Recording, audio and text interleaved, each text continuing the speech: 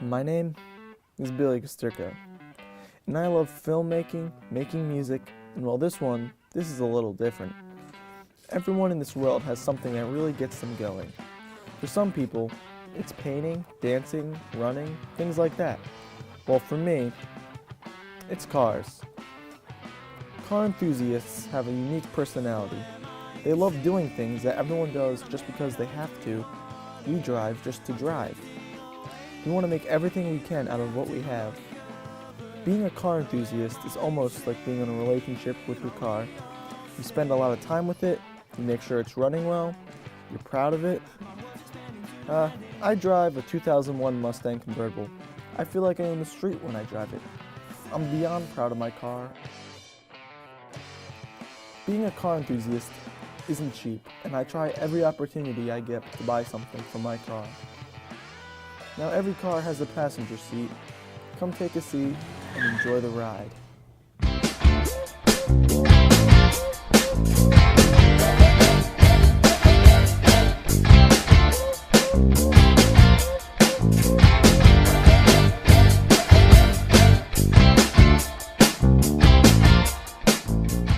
The type of car easily tells a person's personality. While Scott is adventurous, loud, and outgoing, while Russ is quiet, and you don't see him coming. And when you do, you know Russ is a fast-paced, cool dude.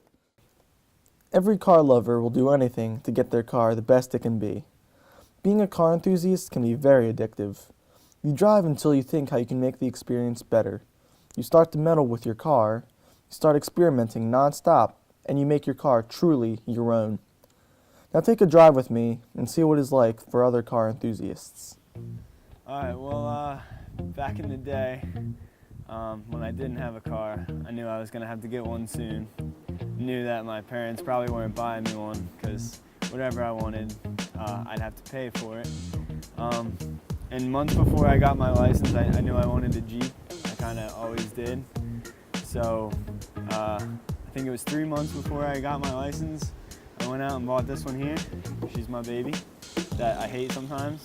Now I've had it since December, and we're in March now, so a couple months. And over this couple months, I've realized that buying a '95 Wrangler may not have been the smartest decision, although it's been fun. For example, it took 3 tries to pass inspection, but as my sticker shows, it is passed and legal on the road. I remember my dad had one Jeep when I was probably 9 or 10. It's similar to this one, maybe a little newer, a little better shape. But I remember what he was able to do with that, and it was a lot more fun than the conventional car. I've probably spent more time working on it with my dad than I have driving it. Like I said, it's a '95, it was a mud truck. Probably wasn't taken care of the best of some vehicles. So I take a quick little drive over to my good friend Alex's house to see what kind of modifications you should do to your car. Alright, so this here is a 2007 V6 Mustang with the convertible top. And this here is my buddy Mahatma, he's my co-pilot. It's always important to have a co-pilot, you know, on those long drives it's always nice to have someone and who can take over for you when you're tired of driving. So, the first thing I did when I got this car is I put in a new stereo. It's got a sweet interface on it. You just plug in your iPod, it charges it for you. You can listen to all your music that way. The other thing is I got some nice speakers to put in the doors. All right, we're gonna take a look under the hood now. All right, so this here is the cold air intake. It's advantageous because it's an open air filter, which means you get more air into the engine faster. You can drive faster, accelerate more, you get more power. The only problem with this particular one is that it's not a cold air intake. It's actually taking warm air from under the hood and using that. Whereas in some other models, you might get one that takes air right from outside the car, and thus it's a cold air intake, a true cold air intake. So, first thing with this kind of car is you gotta get a new stereo. The stereo that they put in these kind of cars are really not that great. Your first aftermarket upgrade is definitely going to be a stereo. Some people can spend up to anywhere from $600 to, I don't know, it's exponential. The kind of car that somebody drives definitely describes who they are. It just depends on what kind of person you are. My uncle has a big, giant lifted F-250, and he's a construction worker, goes hunting every time on the weekends. And then you could be somebody like me who likes to go fast and have just a smooth ride and be able to get in and get out of somewhere real fast, and that's what this Jag can do for me. And there's people that live out in the cities and have their lowered cars and giant spoilers and just try to go fast, and just depends on what kind of guy you are. I mean, I'd preferably rather be driving a truck over this just because I like to be high and have power under me, but I mean, I also like going fast, so it doesn't really matter for what I'm driving, if it's this or a giant lifted truck. Because giant lifted truck, you can go off-roading, go hunting just like my uncle does.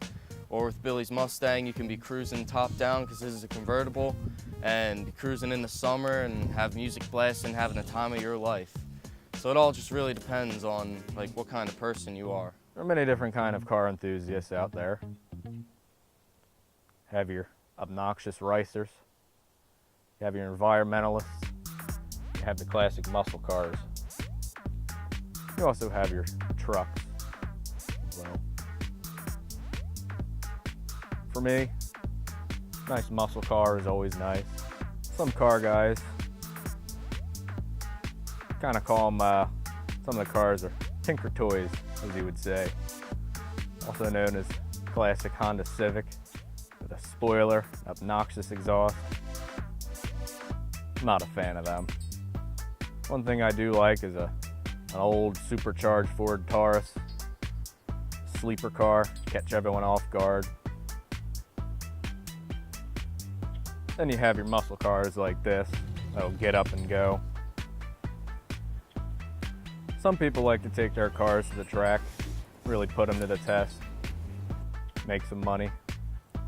Other guys spend hours and hours just cleaning and washing, putting nice parts on the car just to show it off.